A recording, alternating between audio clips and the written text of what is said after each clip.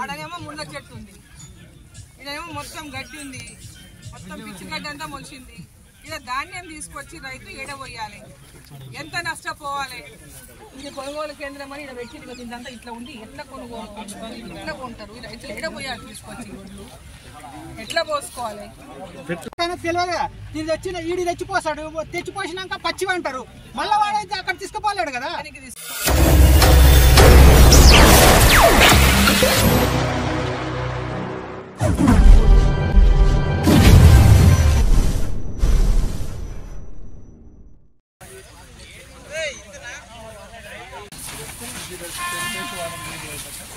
Road మాత్రం ఉంది, 20 వరకు ఇంకోటి అది మార్కెట్ యాడ్ చేసి మరి అంత దూరంగా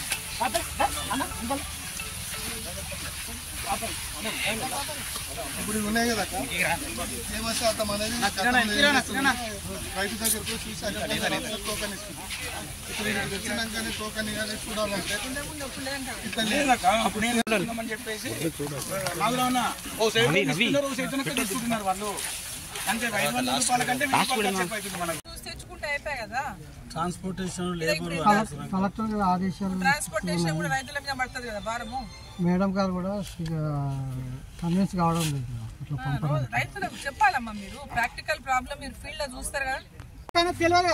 ఇది తెచ్చిన ఈడి తెచ్చిపోసాడు, తెచ్చిపోసినాక పచ్చిగా అంటారు, మళ్ళీ వాడైతే అక్కడ తీసుకుపోలేడు కదా. రైతు పాత పద్ధతినే వాడాలి, ఎక్కడ తిరిగి పాత పద్ధతులు. రైలు, లారీలు కానీ ట్రాక్టర్లు కానీ ఏమైనా ఉంటే రైతు దగ్గరికే వెళ్ళి సంచులుగా తీసుకోవాలి. ఇక్కడ తెచ్చిపోయేసేయడం ఏంది? మళ్ళీ వాళ్ళ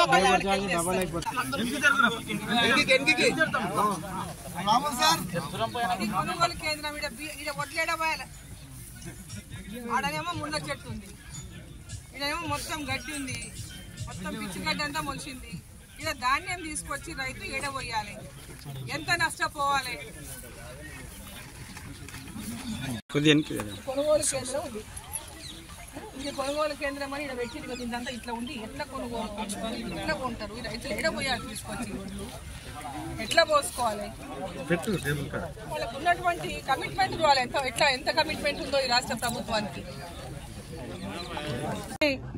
9 రోజుల నుంచి ధాన్యం రాసులు కుప్పలు ఇన్నే ఉన్నాయి. ఇప్పటిదాకా ఈ యొక్క ధాన్యాన్ని ఇప్పటిదాకా కూడా వాళ్ళు తూర్పు పట్టాలని లేదా జల్లెడ పట్టాలని అనేక రకాలుగా రైతులని మాయిశ్చర్ ఇంకా రాలేదని అనేక రకాలుగా ఇబ్బంది చేస్తుంది. ఇది చలికాలం ప్రారంభమైంది ఆల్రెడీ మనకు. ఈ చలికాలంలో రాత్రిపూట పొగలంతా ఎండుతుంది, రాత్రి కాగానే మళ్ళీ మంచు కురుస్తుంది. ఆ మంచు కురిసి మొత్తం ధాన్యం అంతా పచ్చిగా అయిపోతుంది. రోజు రాత్రి పచ్చిగా కావాలా, ఈ టైంకి కొంచెం ఎండాలా, మళ్ళీ రాత్రి పచ్చిగా కావాలా, ఈ టైంకి ఎండాలా. వాళ్ళు పొద్దున వచ్చి చూస్తారు, మాయిశ్చర్ రాలే అని చెప్పి వెళ్ళిపోతారు. సో ఎన్ని రోజులు మార్కెట్లో ఇట్లా ఈ విధంగా కొనుగోలు కేంద్రాల రైతులు కాపలా కాసుకుంటూ ఉండాలి, పడిగాపులు గాయాలి.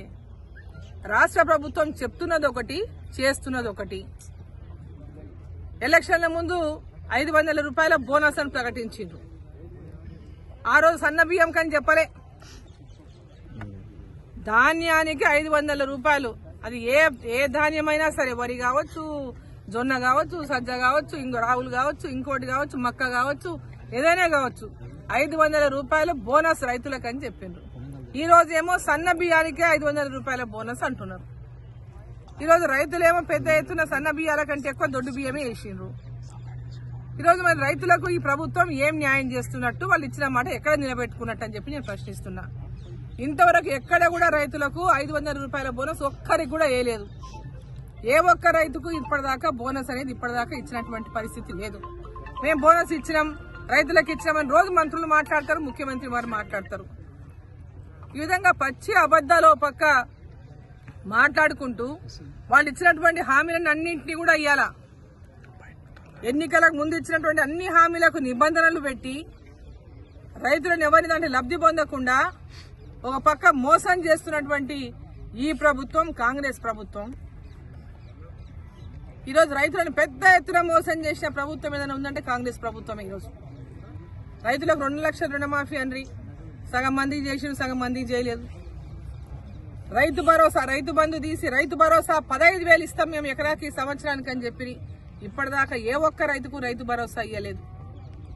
కౌలు రైతులకు 15,000 ఇస్తామని చెప్పి సంవత్సరానికి ఎకరాకి ఇప్పటిదాకా ఏ కౌలు రైతుకు ఇవ్వలేదు, ఏ సొంతంగా పట్టా ఉన్న రైతుకు ఇవ్వలేదు. రైతు కూలీలకు 12,000 ఇస్తామని చెప్పి ఇప్పటిదాకా ఎక్కడ ఇయ్యలేదు. ఇచ్చిన ఏ మాట నిలబెట్టుకోకుండా 500 రూపాయల బోనస్ కూడా ఇయ్యనటువంటి పరిస్థితిలో మా 6 గ్యారెంటీలు నెరవేర్చినాం, తెలంగాణ మోడల్ అవుతుంది దేశానికి అని చెప్తున్నారు. అన్ని అబద్దాలు చెప్పుకుంటా ప్రజల్ని మోసం చేసుకుంటా ఓ పక్క మహిళలకు ఏం చెప్పి మహాలక్ష్మి ప్రతి మహిళకు 2,500 రూపాయలు నెల నెలకు ఇస్తామని చెప్పి ఇప్పటిదాకా ఏ ఒక్క మహిళకు ఇయ్యలే. 2,000 పెన్షన్ 4,000 చేస్తామంది, ఎక్కడ ఇప్పటిదాకా ఇయ్యలే. భర్తలను పోగొట్టుకొని వితంతువులైనటువంటి ఎంతో మంది మహిళలకు ఇప్పటిదాకా 11 నెలలు అయింది ప్రభుత్వం వచ్చి, ఒక్కరికి పింఛన్ ఇయ్యలే. చదువుకున్న పిల్లలు నిరుద్యోగులకు నెలకు 4,000 రూపాయలు నిరుద్యోగ భృతి ఇస్తామని హామీ ఇచ్చిండ్రు, ఇప్పటిదాకా ఒక్కరికి ఇయ్యలే. గృహలక్ష్మి కింద ప్రతి ఒక్కరికి 5 లక్షలు